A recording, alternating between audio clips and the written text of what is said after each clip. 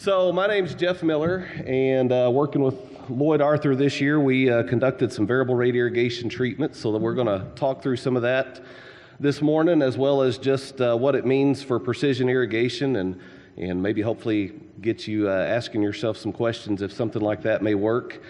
So we'll go ahead and dig in.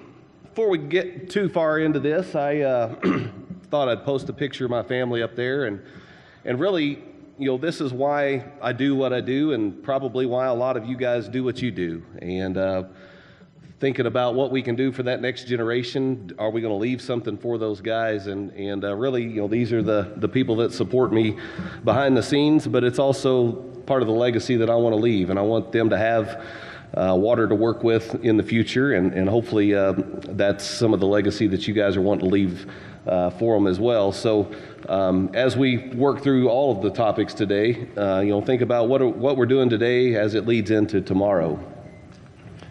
So whenever we start thinking about water, there's several different ways to look at it, and depending on where you're at in the country, it's going to affect probably one side or the other. But in this part of the world, it's typically quantity and probably not enough of it. And so, are there some things that we can do to manage what we have? Are there some things that we can do to conserve what we have, and really look at other opportunities to make sure that we've got enough water to not only sustain our cropping systems but our urban systems as well. The other side of this equation is talking about quality, and it may not be as apparent here right now, but in other parts of the country, there's actually towns that can't drink the water because of the nitrate levels. And are there things that can be done from a water accurate? And basically, taking a whole and breaking it up into its parts and making those parts perform on their own. And so that's what we're trying to do with irrigation water, is to be able to break that field up into zones, to be able to manage it accordingly for what the variables that we're up against. But the expected result in precision ag has got to be profit. So however we go about it, whatever we're doing, we've got to be able to make money on this, and to keep you in business, as well as thrive the communities that we're in. So that's the expected result. As we move into a sustainable system, what we want to focus on is those repeatable solutions and expected results. And I've been in the business for a long time, done a lot of strip trials, done a lot of different things, and it's kind of funny, over the course of time, we've gone out, maybe done some fertility treatments, and just really haven't seen the response that we were expecting. And so we ceased that experiment, came back and did some water trials the next year, and all of a sudden those strips showed back up. And so maybe we were focusing on the wrong thing before, or we had them out of order, basically. And so that's where I'm wanting to get to from a repeatable solution, is that we understand that water drives a lot of the decisions that we make, and maybe that's where we need to start, and then we can make adjustments as we go forward. The other thing is, with precision ag, we want to be able to expect those results. And whenever we put this much water on, we want to know this is how many bushels or how many pounds we're going to make. We put on this amount of fertilizer, same result, put on this amount of seed. But basically what it boils down to is our return on our inputs. So understanding that everything that we put into that crop has got to be delivering a return, and it's not necessarily return on investment, it's return on each one of those inputs. So there's a foundational piece to this precision ag part, and it's where everything's tied together: seed, fertilizer, and water. Now, we have the ability to variable rate apply all of these. We have the ability to flat rate all of these. And depending on where you're at in this process is probably what you're doing, but they're all critical to your success. And if we don't get these things right, we're not going to get the expected return on that input, which ultimately is going to lead to a decreased profit. But I ask, if you're out there putting out different amounts of seed or different amounts of fertilizer, why are you putting the same amount of water on it that you were before? If you've got a higher or a lower population of seed, does that require the same amount of water? It may or may not, but part of that is where I want your head to be thinking today.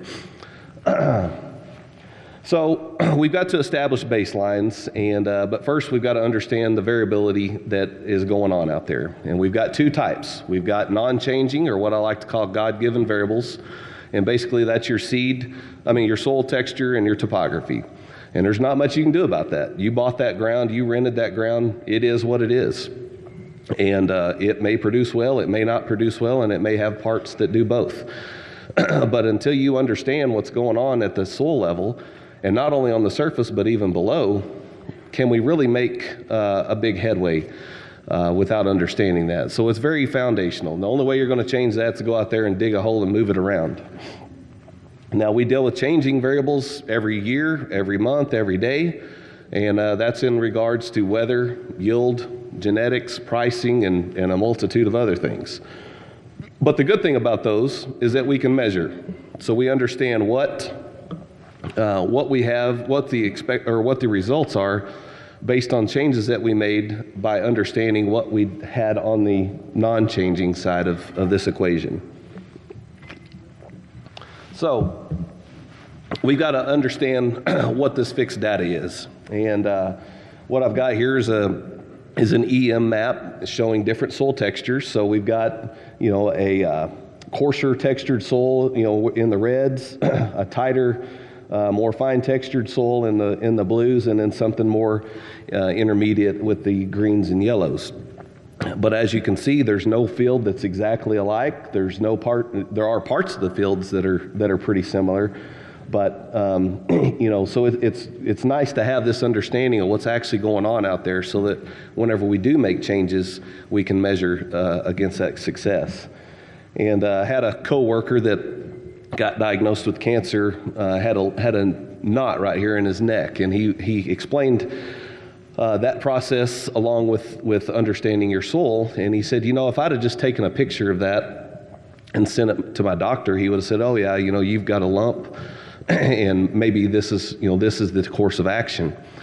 But until he went and got a CAT scan to understand what was actually going on beneath the surface and understand how widespread that was, you really couldn't take an effective course of action to correct that. And I feel like that's the same with our soil. Until we can see below the surface and understand what's going on, we can't really take an effective course of action to move forward. So this is the foundational piece, understanding what's going on in your soil, because that's where your plants are pulling up water, nutrients, and where they're anchored. Just an example of some soil types that we've got common to the area out here, and some of the research that's been done.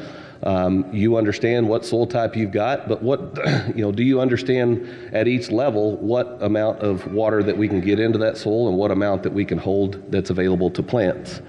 And so I highlighted a couple of things, but this A-cuff soil is pretty uniform throughout as far as how it's going to infiltrate water.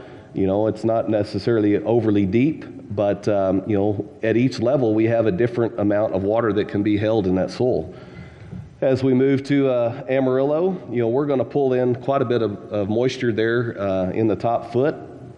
As, say, you caught a rainfall, you're going to be able to move that in pretty quick. But as we get deeper in the soil, that reduces. As we look at a brownfield, it's a little slower intake than what the Amarillo was, but down deep below, it's basically sugar sand down there, and we're going to, if we ever get water into that zone, we're probably going to lose it. So understanding how these different soil types interact with water is critical with how we're going to manage these crops. Pullman clay loam, which is pretty extensive in the area that I work in. Some days I wonder how we get any water into that soil because there's just, you can't put a whole lot on at once without it running off, and as that gets deeper into the profile, we run into bigger issues. So I think there's other ways to alleviate this, but it is going to affect your irrigation management decisions. So, we got to understand the soil variability, which we've talked about, understanding, are there some areas of opportunity out here in this field that we need to pay attention to and adjust our prescriptions, our management types. Once we understand that, we're able to build a solution, and we're able to account for that sandy ridge that was down in here, those those tighter knobs that were over here in this part of the field and be able to come up with a solution. And then finally be able to analyze what those results were to come up with a course of action going forward. Did the differences that we made this year make a difference, or did we go the other direction? And so with the advent of yield monitors on harvesters, and that technology getting better and better, feel like there's an opportunity there to be able to truly understand the changes in the variables that we've made. So we're going to dig into water utilization and carry this thing on. So whenever we talk about precision irrigation management, there's really a couple things that we got to pay attention to, and that's what moisture is available to the plant and what is the active root zone of that crop. So as that crop is growing, are those roots the same depth all season? Is there water in the zone, or is there water outside of that zone, and how do we manage around that? The other thing that we've got to keep in mind is the water needs of the crop, because those are going to change throughout this growing season, and the oxygen needs of the crop, which I don't think that we've paid a whole lot of attention to over the last few years, but understanding that we've got to have oxygen in there for those roots to grow, but we've also got to have oxygen in there so that water can displace it. And so how do we go about managing our irrigation early season, mid-season, late season to account for all of these things? And then we've got to work around the weather, whether it's going to be dry in the next 7 to 10 days, whether it's going to be wet. And I think that the forecasting services have gotten better and better. And, the advent of personal weather stations and things like that can give us a little better depiction on what may happen so that we can react and we can understand and leave area in the soil for that water to move into if we do catch a rain. And but also understand that if we're out there irrigating while it's raining, we're probably hindering our rooting progress. The other part of precision irrigation management is about a systems approach, and it's all about applying water at the right time, the right amount on every acre. And this should help us increase our profitability because we're moving that water where it needs to be, where it's most effective. We can maximize your irrigation efficiency because we're able to put it where it needs to be, take it away from where it doesn't need to be, and more than likely save a few inches throughout the year to give us a bigger return on that input, and then obviously conserving those natural resources. So maybe those couple inches that we save early in the season, we can move to later in the season. We can move to another crop that you may have planted nearby or saved for the next cropping season. And over the course of time, we're able to, have enough water conserved up that we can extend the life of this aquifer another year or two.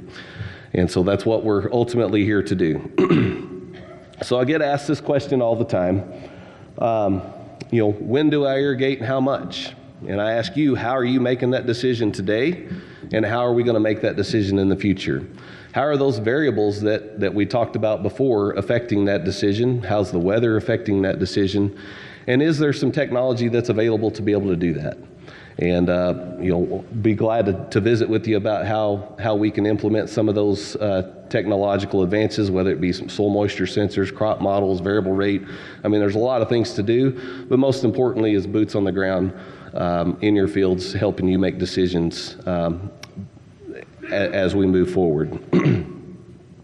So I've got a corn slide in here, even though we're talking about cotton, but you get the general sense that crop water use is going to be the same, the curve is going to be similar, the characteristics of the plant are going to be similar, and what I want to point out is as we move from early season to maturity, are the needs of that plant based on water and fertility the same all the way through the season? Why would we apply the same amount of water here early in the season as we are late in the season? Are those crop needs the same? And decisions that we make here early in the season, can they affect what we've got going on later on? And so you look at crop water use, we come across here, we're not using a whole lot of moisture here early in the season. And I liken that to the life of a person, a human being. We're just completing this life cycle in 130, 150 days. Whenever you bring that baby home, are you feeding it steak and potatoes? Well, I hope not. More than likely, it needs small amounts of food pretty frequently, and that may be what we're looking at here on the early season side with a crop. Every bit of water that we put out is exposed to a ton of evaporation loss because we don't have canopy closure. We don't have the root system to capture all that moisture. But as we start growing, our needs change. We start putting roots down a little deeper. We start growing that plant a little bit taller, and we need more water. We need more fertilizer. As children, as they grow older, they need chicken McNuggets and French fries. At least that's where my kids are at right now. But they continue to grow. As we get into closer to the reproductive period, where they're eating out of house and home, this plant's not really any different. And at some point, we're going to run into where the parents or the farmers or producers can't provide everything that plant needs, just based on limitations from quantity of water. So hopefully we've set the stage where we've grown these roots down deeper. We've established a good core values for that plant. We've established a good extensive rooting system, and we've extended the amount of soil that we're pulling those moisture and nutrients from, so that whenever we get to this point where we can't supply any more, but it still needs it, that we can extract it from the soil. And then as we get towards the end of life, we slow down, we get more into a maintenance phase. But if we're rooted properly, we're able to handle that with ease. So, every crop's got its critical time period, and that's what we've got to make sure that we've got plans to take care of. But really, it starts here on the early side of things in how we manage that crop. Whenever we think about precision irrigation, it's only about the water in the root zone. I don't care about how much water you've put on top, it's how much water actually made it into the soil. And this year, watching some moisture probes, we caught lots of rainfall events and big rainfall events. And the first one, we captured a fair amount of it. I'd say 80% of the moisture went into the ground. By the second rain event, about 50% of it went to the ground and the rest of it ran off. By the third event, we'd only captured 30%. So even though we had 18 to 20 inches of rain this year, how much of that actually got into your moisture profile? So, looking at a cotton water use curve, it's really no different. As we get here early in the season, that cotton plant's not using a whole lot of water. It's estimated less than 1/10 of an inch a day here for the first 40 days of its life. So I ask you, do we need to be watering extensively there early in the season? It's been proven that every time that we push that field over field capacity, that we shut those roots down until we get enough oxygen back in there to reactivate those roots. So our goal here is to push those roots down as deep as we can by minimizing our irrigation or managing it. As we get into the squaring and the early bloom phase, that water use needs increase. We've increased biomass, we've increased rooting structures, and so we're going to have to supply that. As we get into peak bloom, all the way out to first open bowl, that's when our peak water use happens, and we want to make sure that we've got things accounted for. But we may only be able to supply a certain amount of that, where the rest of it's got to come from soil reserves, and then as we dry it down for harvest. So really no different than any other crop. The first 50 days, looking at what that crop needs to look like, is here in the first few weeks, we don't have a very deep root system, but we don't need one. We don't have a big plant to support. But if we can push those roots down as deep as we can get them in the first 50 days, we set ourselves up for success later on in the season. So what I did here for the next few slides is run some scenarios through our crop model, virtual optimizer, and put in the planting dates. It estimates a harvest date, takes into account the weather, and then provides you an irrigation recommendation. Now, these are going to change as we get closer to the season, as the weather changes, and then as we tie a soil moisture sensor into this, it's going to change. But, it gives you kind of a prediction of how things are going to look. We're not going to water much here early in the season until we get into that, late square, early flower stage, and then we kind of keep up with it. I put that we planted May 1st, and it's predicting that we won't need our first irrigation until June 22nd. Now, does that make you a little bit uncomfortable? It might, but if you've got a soil moisture sensor out there telling you that it can make it that long, it's going to make it that long. And these things will adjust as we go through the season, but some very interesting stuff to help you plan. As well, this time of year, as well as whenever we get into the season, it is adjustable where we can make those adjustments. But as rainfall events happen, these these intervals are going to change and whatnot. The other interesting thing is showing that at the end of August, we probably ought to be done irrigating that crop. And if we've set that plant up correctly, we've pushed those roots down as deep as we can get them, we should be able to handle anything that September throws at us, as well as helping us move through the growing season. So I've done this a few times over the past and thought this was pretty interesting just to help you guys plan around some stuff this year. So I took some weather data that a paid service that I follow and charted it against the cotton water use curve, and just kind of wanted to look at what the season was going to give us here in 2018. So looking at April 25th planting date, looks like we should be emerged that first week of May. And looks like temperatures are going to be a little cool on the minimum, but warming up, fairly dry.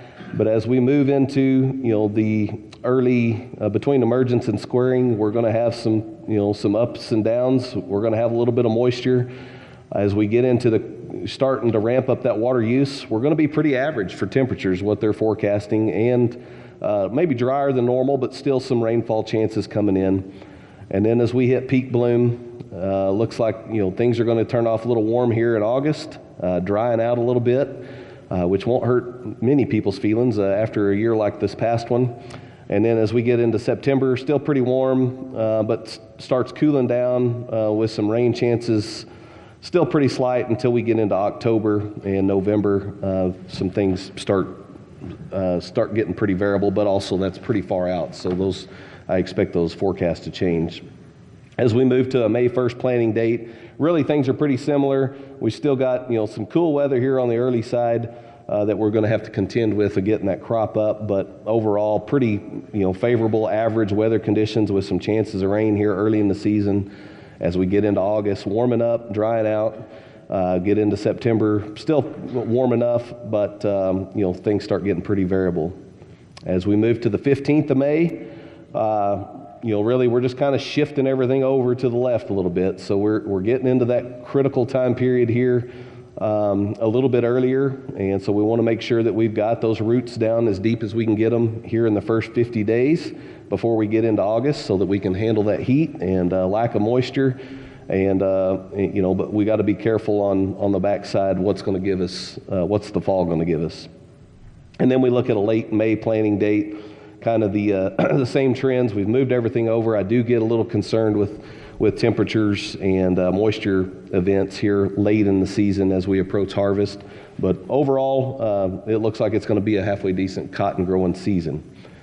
The other thing that we can do to affect water use is looking at planting date. So I charted these up using our crop model. I took the same dates, April 25th all the way to May 25th. And the overall trend here is that we could save 2 inches of irrigation by planting later. Now you run into some other aspects with harvest and maturity and things like that, so you may have to adjust your cottonseed maturity, but that gives you some ideas as we move along. So ultimately, the way that we can make these decisions is we got to understand what's going on beneath the soil, and the use of moisture sensors can help bring that on.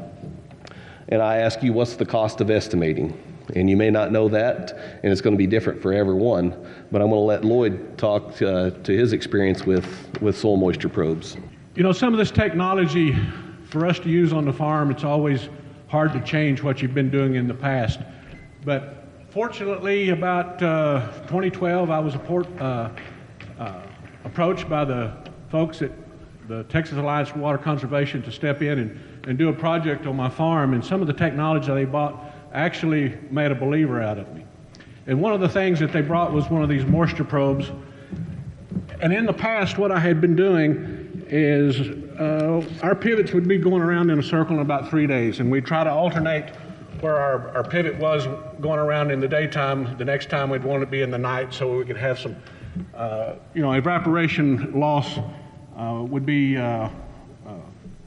less effective going around all at the same time. They stuck a couple of these water probes out there, and I could see on a 3-day rotation I wasn't doing any good getting the moisture to my root zone. So this technology made a believer out of me that I slowed my pivots down. Even my drip, I went from a 4 or 5 hour rotation to actually I do 24 hours now. And I've seen a big difference on my uptake in moisture availability to the root zone. Nowadays, all of our pivots are either on a 5 to 7 day rotation. And it took this type of technology, and it only takes, for you producers out there, you don't need one in every field, but get one and you can adjust accordingly to each one of your pivots.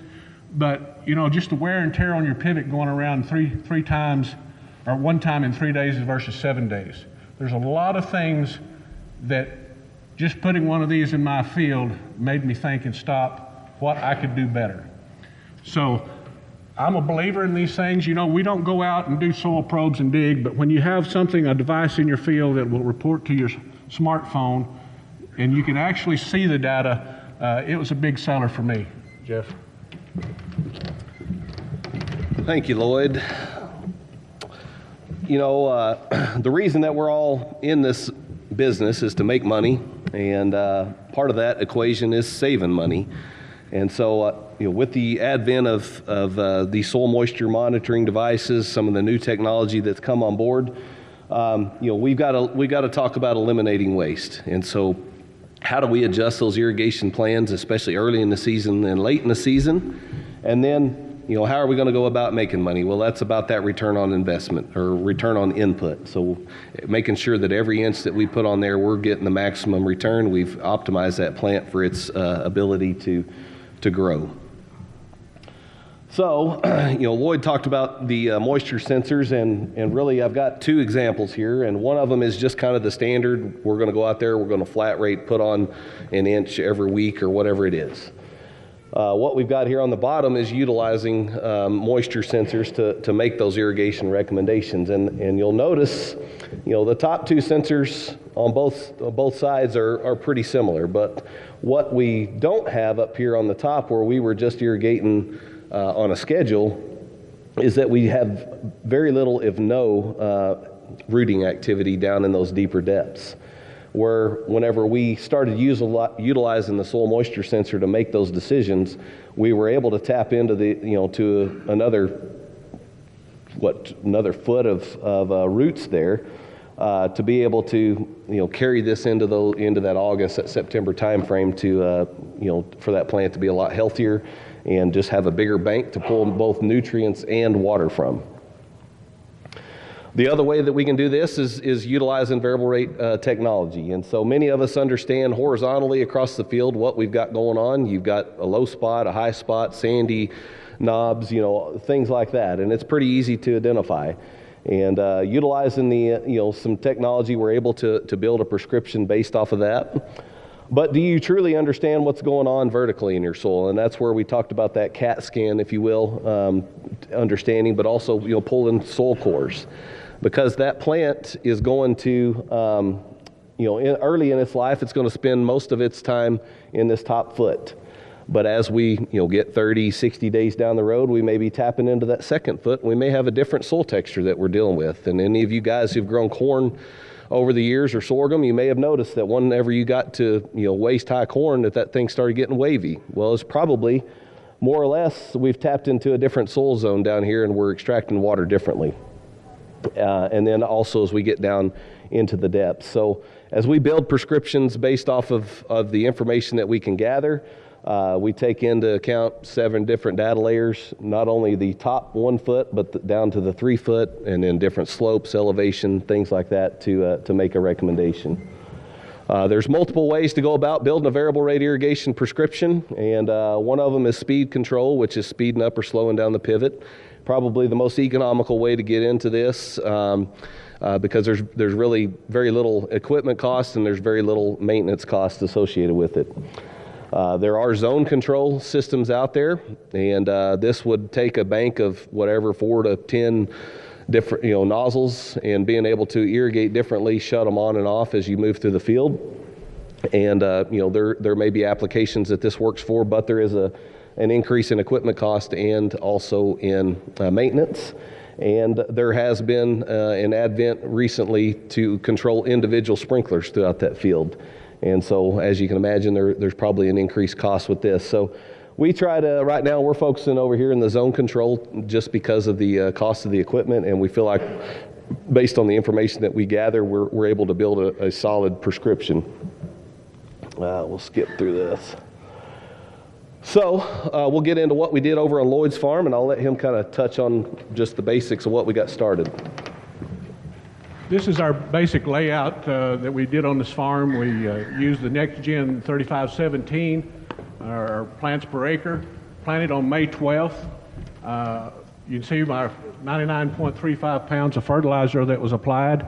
We're real conservative on our inputs. I've had years that I've placed a lot of inputs on my farm, but then for some reason at the end of the year, if I make a half a bale at the bank and I pay him off, that's fine. If I make 2 bales and don't pay him off, I don't think I succeeded. So we're real conservative on what we put on. We do have a yield goal on each one of our farms that we try to maintain year in, year out. But as you can see, this is our basics and our harvest date. The one thing I will say on this that kind of, I guess, disappoints you was your outcome, but it's all due to weather. And this crop was harvested right after that long wet spell we had. This crop should have been, or hopefully should have been, harvested before all that rain spell. And I think it shows up on your grades and whatnot. But year in, year out, this is basically our program that we try to do on this particular pivot. Okay, so this is the first year that we've worked together on this project.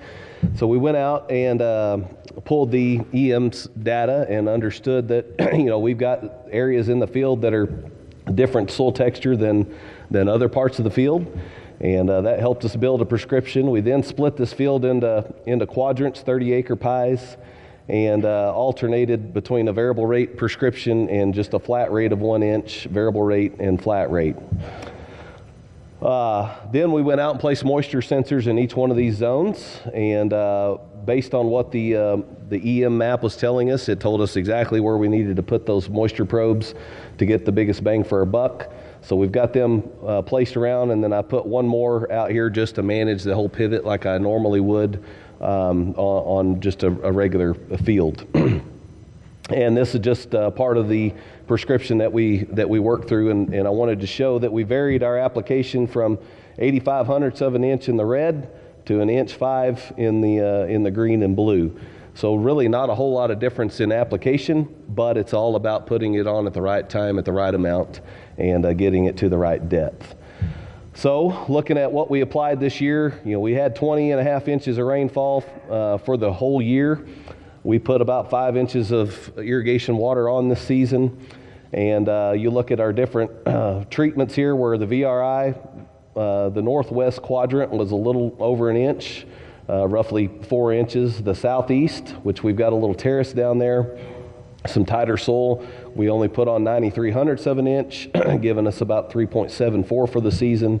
And then the flat rate was right around 1 inch, and we ran that thing around 4 times. During the growing season, we had an application here to get the crop up. So you're really watching this crop throughout the growing season. There wasn't a whole lot of differences up until we got into August and September. Overall it was growing off nicely, looking pretty, looking like normal cotton. But I went out there on September 9th, and we hadn't irrigated this crop in about 2.5 weeks. And, it was pretty warm weather, and this is when we started seeing the treatments really separate themselves. So this is the flat rate. This would have been up in that northeast quadrant. And just looking, those plants are a lot more wilted and just don't look as healthy.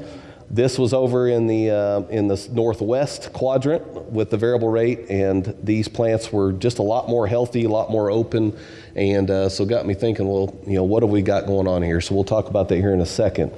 The interesting thing is whenever we get to the yields, that our boll counts were running about 10 to 12 bolls per plant in both treatments. So something pretty interesting. I don't know if, Lloyd, you had anything you wanted to add? No, but during this September time frame, it was noticeable from here on into harvest, those distinct lines, and then through a harvest, And then also the distinct lines come out when it come out to grades. Yep. I think the biggest factor was, like Jeff said, that the bowl counts were similar, but I think bowl size, when you got on the stripper and went out there, it was really noticeable from the seat of the stripper that you could tell the difference in each one of these quadrants. So fast forwarding to harvest, with the help of Phil Brown, we went up and took some pictures with the drone, and this was looking straight east out of that pivot into that flat rate, and you can see that there's cotton out there, but as you kind of look over here in this corner, you may not be able to see it, but here's the line for the VRI from the southeast side. This is looking to the northwest, all the VRI, and the cotton just looks fluffier, healthier. So we think we're kind of onto something here. Here's some just straight up above shots, as you can see.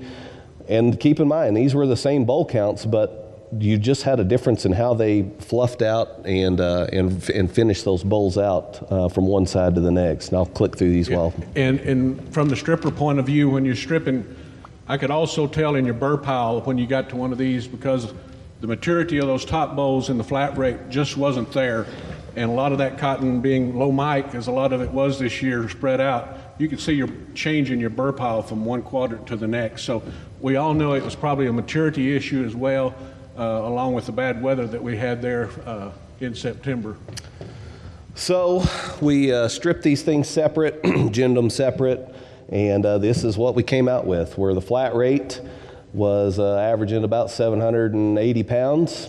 And the VRI was averaging about 960 pounds. So giving us 180 pounds more lint per acre. And keep in mind, basically the same amount of water. We just put it on where it needed it, when it needed it. As we look at the grades, there was definitely some differences showing up there. Where the flat rate, we were averaging about 47 cents. The VRI was about 51 cents and pretty consistent. So a 4-cent advantage to the VRI, and I think that was just because those bowls were more mature as we went through. As we look at kind of breaking this out and what actually happened, really a lot of the fiber properties were very similar, but the couple that kind of pointed out was in our VRI, our leaf grades were a little better than they were in the flat rate. As we look at micronair, we were able to get into the less discount range than a 3.2, and our strength numbers were improved over the flat rate. And just, I think it boils back down to what that plant condition was there in September as we approached harvest. Kind of putting this on a balance sheet and seeing well, did this technology pay? I mean, that's all nice, fine, and dandy. So we added everything up. That 180 pounds at 4-cent better loan gave us about a $78 advantage to the VRI. As we factor in the cost of equipment, this first year cost is about $22 an acre. It drops to $11 an acre going forward. VRI prescriptions are $5, and equipment cost was roughly $16 an acre, giving us almost $35 an acre back in Lloyd's pocket. And then once we factor in that we actually saved 1/4 inch of water, doesn't sound like much, but it's still $2 an acre, giving you a $36, almost $37 an acre to the good. And the good thing is next year these equipment costs go down significantly. So if we see the same results, this could be an interesting trial for the next season. So let's dig into what we saw on the moisture probes. And so looking at the flat rate, we went out there and we applied our 1-inch applications, and really that was focused here in July and August. But here early in the season in June, we really had very little activity below 8 inches as far as rooting activity. And ultimately, we got down to about 18 inches as far as the rooting depth whenever we got into this August time frame and started seeing some heat versus whenever we were in the VRI. Essentially, same amount of water. We had some pies that were a little bit different, but what we were able to do is drive those roots down a little deeper here early. So we were touching down into the 14, maybe even into the 18-inch range here early in the season in late June, early July. And as we went into August and September, we had those roots down to 26 inches. Now, I'd love to see them deeper than that, but on a year like this with as much rain as we had, that's probably about as good as we could get. But just having that extra foot worth of roots, grabbing extra moisture and extra nutrients, was able to keep that plant that much healthier and finish that crop out. Ultimately, if I had to do this whole thing again, I probably would have added a few more inches to the flat rate there in August and September just to try to keep up with it, and then our differences probably would have been even different. Before I turn this over to Lloyd, I just wanted to RN Hopper's going to be visiting with us next, and Rick asked me to include a couple of slides that I noticed in some no-till versus conventional till comparisons, and so we'll just run through those real quick.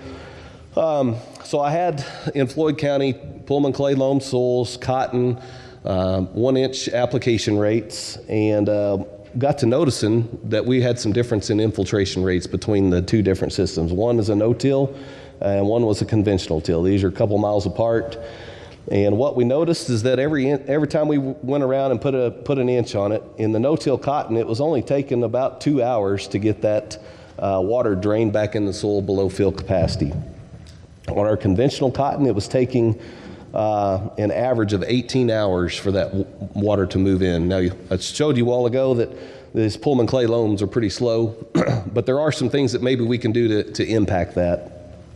You know, this water down here is exposed to wind, heat, sunlight, runoff, and are we getting as much of that inch as possible into the soil versus what we did here in the no-till?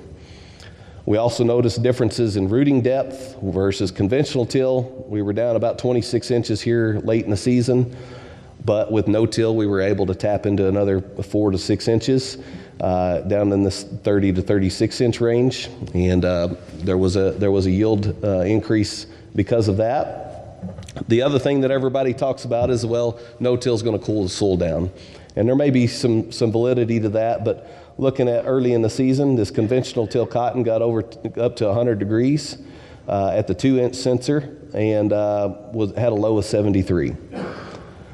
When we look at no-till, we were at a high of 92, which is more optimum, and 66 will still grow some cotton. So we actually insulated that better, didn't have as big of a variation early in the season. And then finally, with water holding capacity, the no-till was able to hold about 0.7 of an inch more in that soil profile than the conventional till. So you just have a little bit more water available as we work through that. So that kind of leads into the next talk, but I'm going to let Lloyd finish up with what his thoughts were and where this technology can take us in the future. But I want you to keep in mind, there's a lot of things that go into precision irrigation management, and there's a lot of tools that are available. But technology is not the solution, it's the adoption of technology. And it's going to be different for every one of you how you want to implement that, but keep that in mind. Just because somebody comes out with something doesn't mean that it's the golden goose. We've got to figure out how to implement it for your operation and put it into play. So I'm going to leave it to Lloyd. Thank you, Jeff.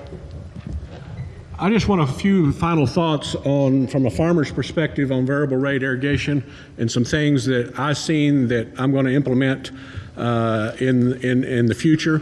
And I wished I had better pictures, but I went out to some of my pivots, and I wished I had pictures during the watering system, but everybody has these problems right here. We're flat here in West Texas, but yet we're not flat.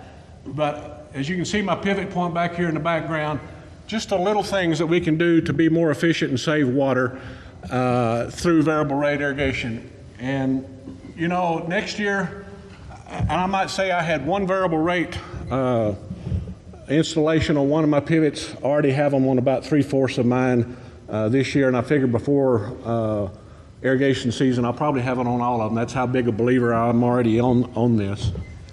But just for instance, we're talking about a 250-gallon pivot here. How would it be normally is that pivot would be set on about 36% timer going around in a circle throughout the whole circle. But now with variable rate technology, when I get about right here, I'm going to be able to at least increase that speed automatically with my rate and cross this terrace, and I'll have less runoff irrigation water going into my return pit or the bar ditch. I think that is a big plus from a farmer's perspective that I can be able to do that. Everybody has pivot turn rows. I don't know how many times that my pivot crosses that turn row and then my pivot stalls because I got a flat or whatnot.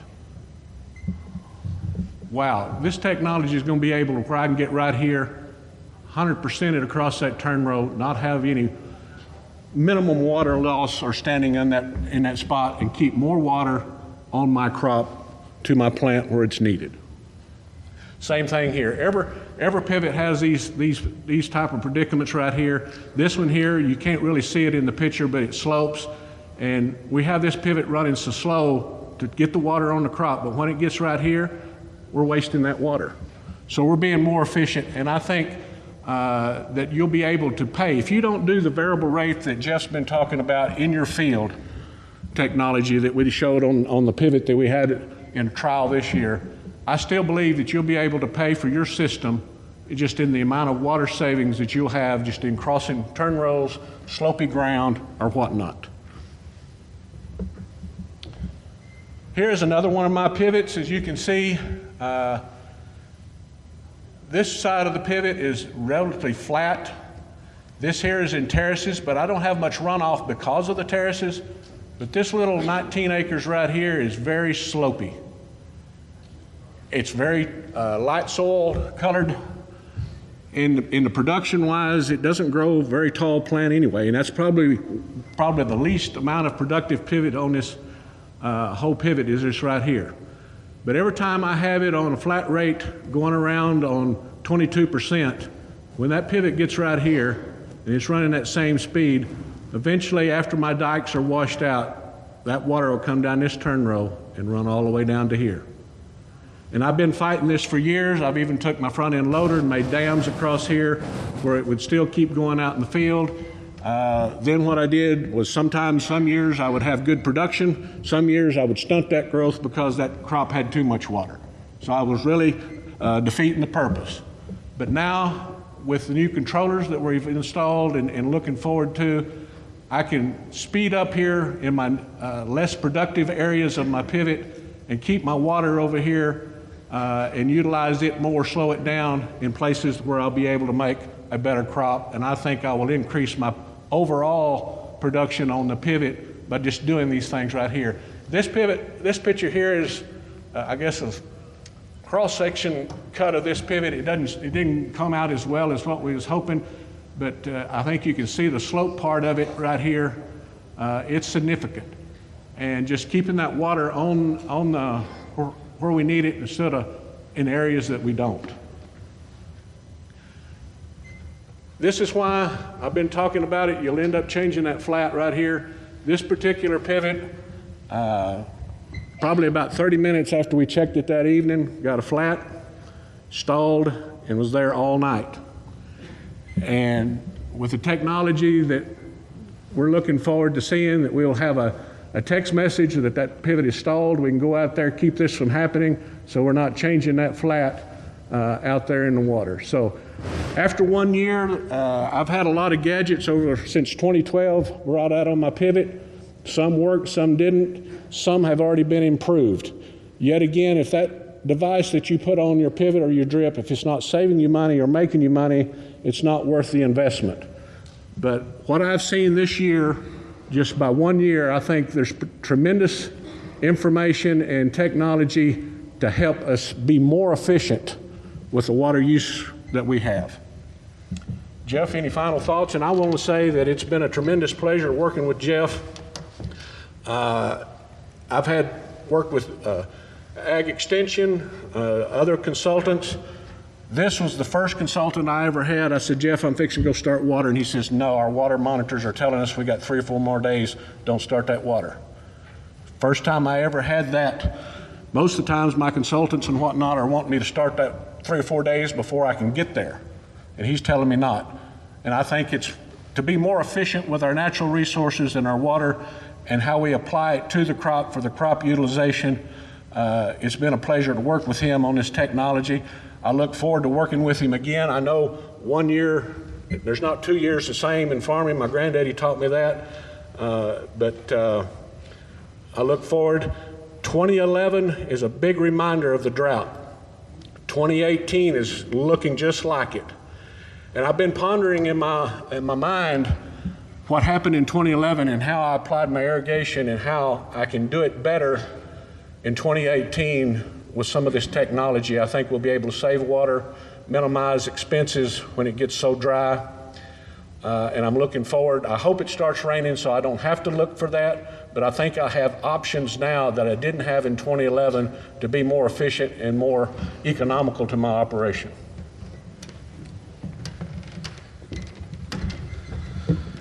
Well, thank you for those comments, Lloyd, and I think you know, it's been a pleasure working with Lloyd and Lonnie this year as we've looked at this, and hopefully we can continue this project into next year as we have different conditions.